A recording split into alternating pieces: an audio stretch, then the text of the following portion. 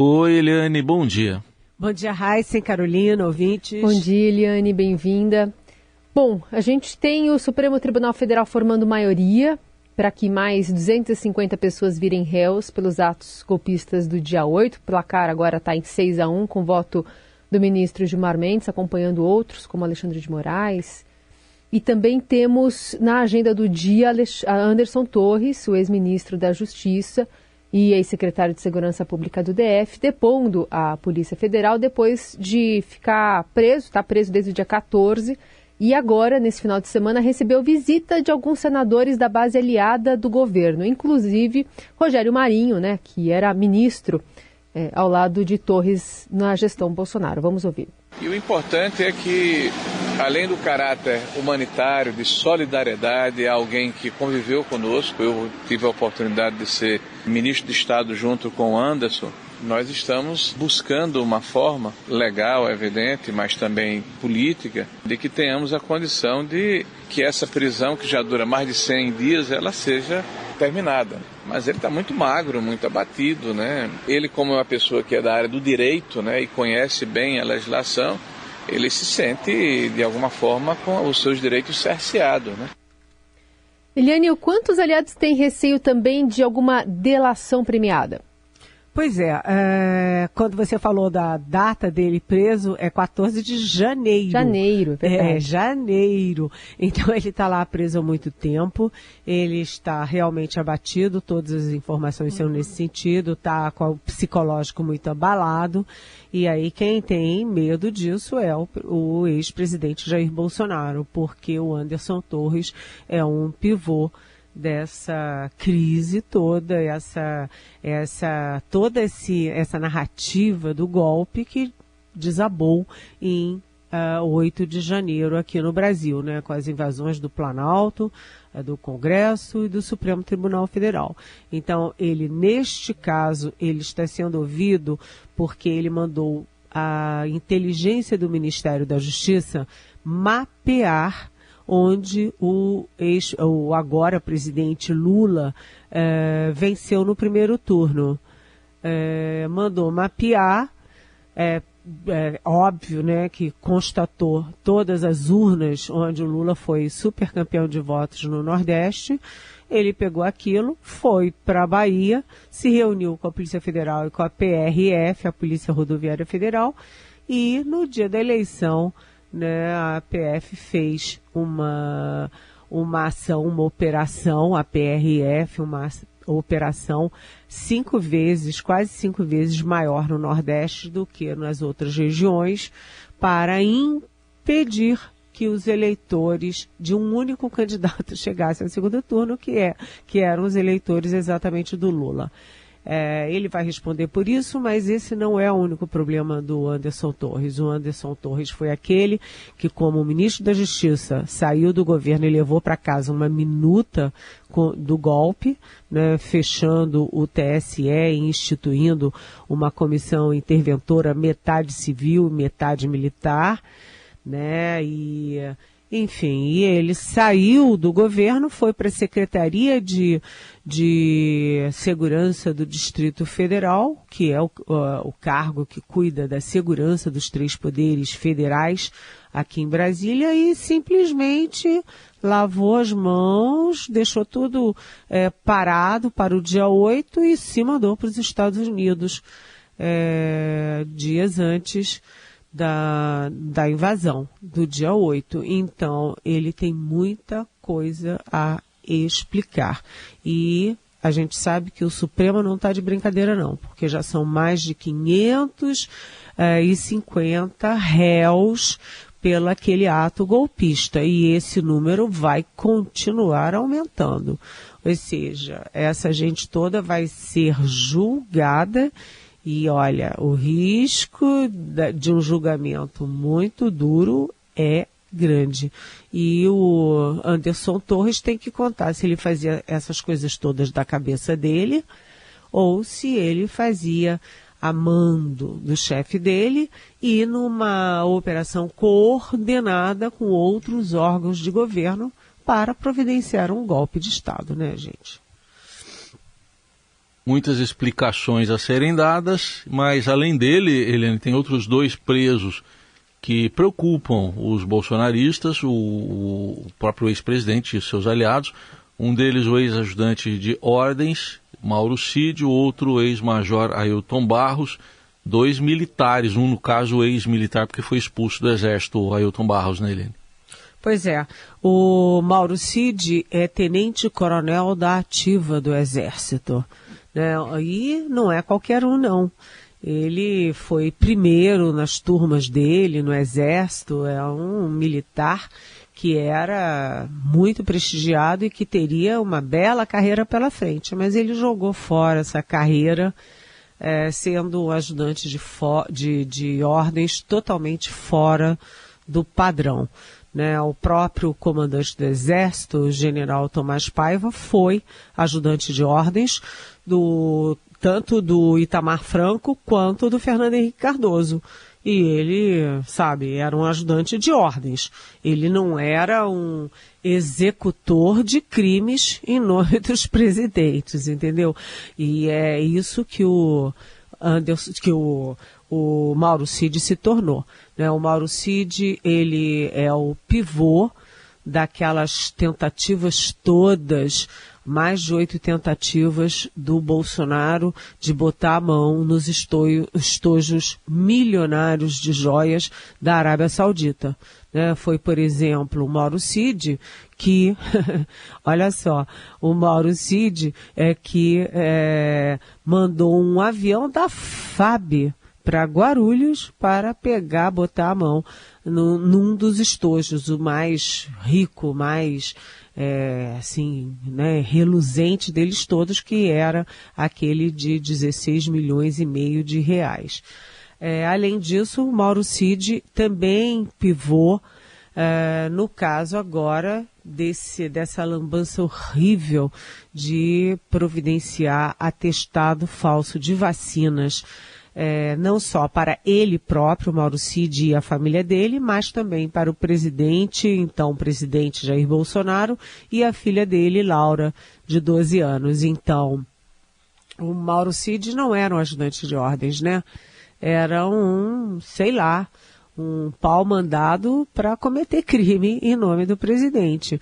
E o Mauro Cid, nessa história de atestado de vacina, que tentou em Goiás, tentou em Duque de Caxias, no Rio de Janeiro, tentou em São Paulo, enfim, ele acabou tendo o seu telefone grampeado, primeiro por orientação da CGU, Controladoria Geral da República, depois pela Polícia Federal, e nessa quebra de sigilo se descobriu mais este personagem, esse ex-major Ailton Barros, que foi expulso do Exército, que tem 7 prisões nas costas, né? E o que o Palácio do Planalto, a Presidência da República, tinha que se envolver com esse tipo de gente. Agora, ele é amigo do Bolsonaro e se candidatou no Rio de Janeiro como Bolsonaro 01, né, super bolsonarista. E ele estava ajudando isso. E o que a Polícia Federal conseguiu detectar nas conversas? Imagina só. Esse major expulso do Exército manda uma mensagem para o Mauro Cid, o tenente-coronel da ativa, que estava na antessala do presidente da República. E nessa mensagem, como mostrou a CNN Brasil, Ailton conta o golpe, né? Revela o golpe, porque ele diz lá, o comandante do Exército, que era o general Freire Gomes, tem que agir rapidamente e tem que fazer um pronunciamento. Se ele não fizer, o Bolsonaro tem que fazer. O tempo está passando, tem que fazer. E ele disse que os outros tinham a caneta, mas o Exército Brasileiro tinha a caneta e a força. Tinha que agir. E a primeira coisa a fazer era prender o ministro Alexandre de Moraes, presidente do TSE, ministro do Supremo Tribunal Federal.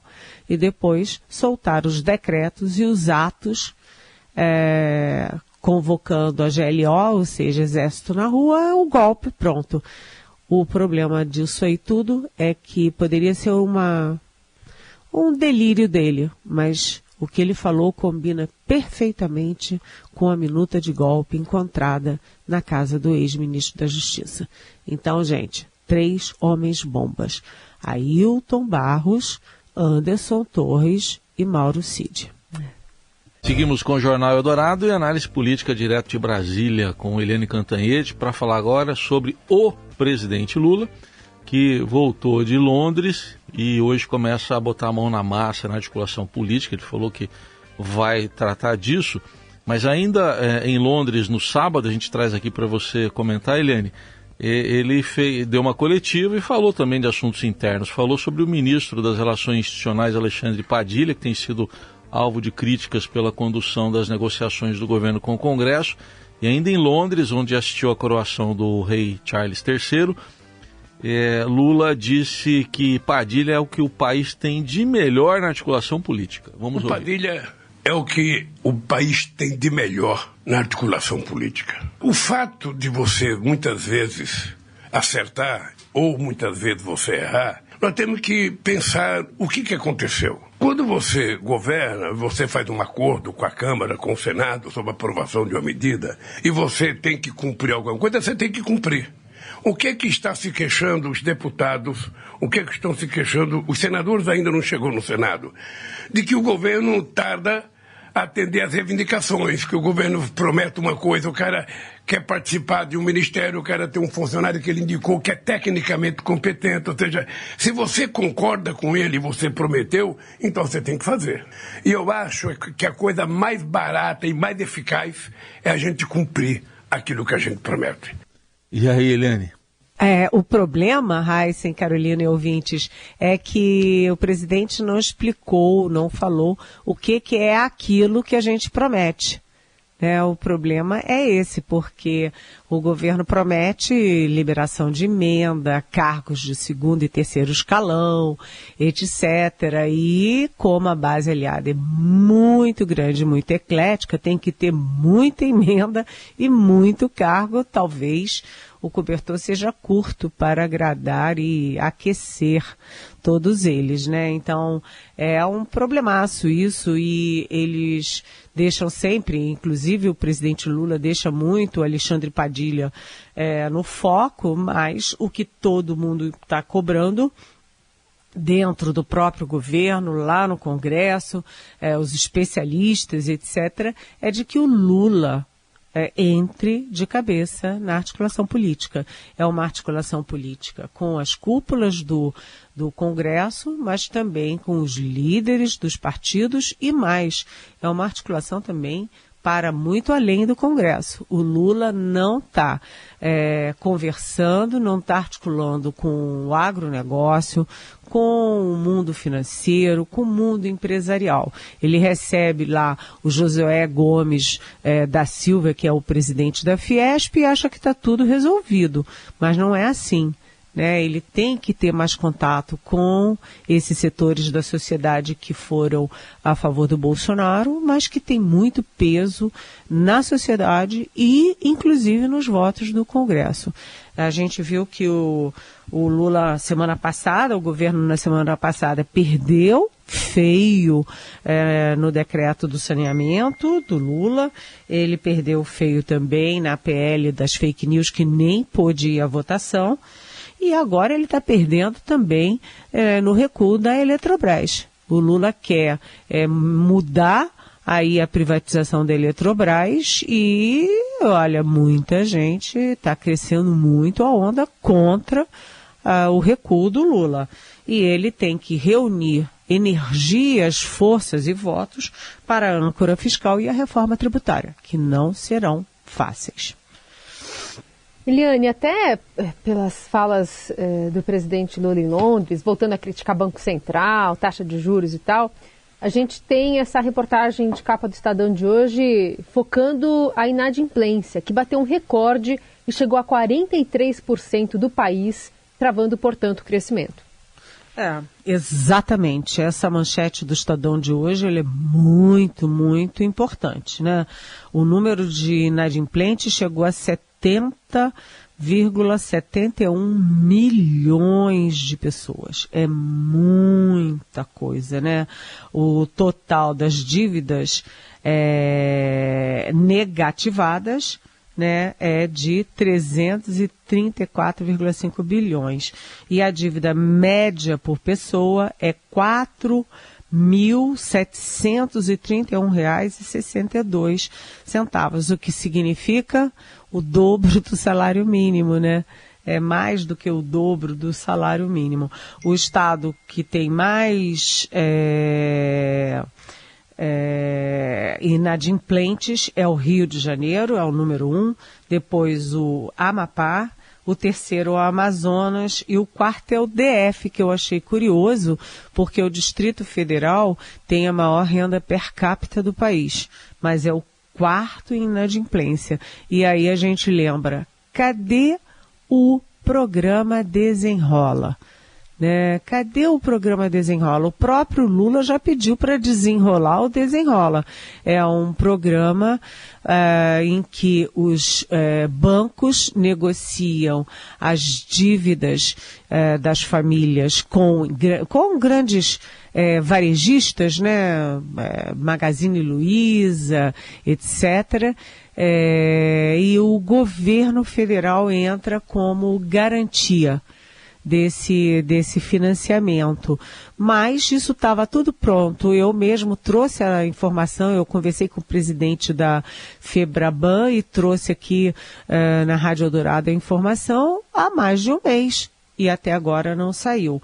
A inadimplência, gente, ela é muito nociva para as famílias, né? Ela é muito nociva para quem tem o crédito, né, para quem está, enfim, levando o cano, e é muito importante para a economia, porque as famílias que estão endividadas, elas não compram. Se elas não compram, elas não aquecem os serviços, não aquecem o comércio e, portanto, não aquecem a indústria, né? Fica tudo parado.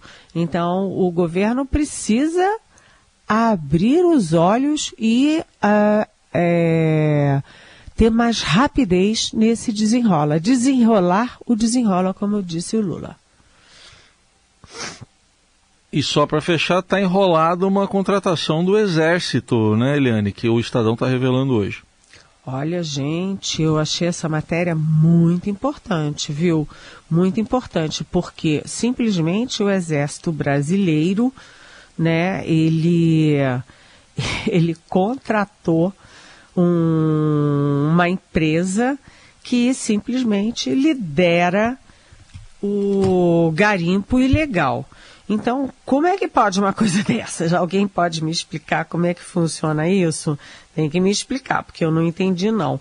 E isso aí é uma coisa que vai dar rolo. O Exército está dizendo que fez tudo dentro da lei de licitações, mas isso é pouco, né?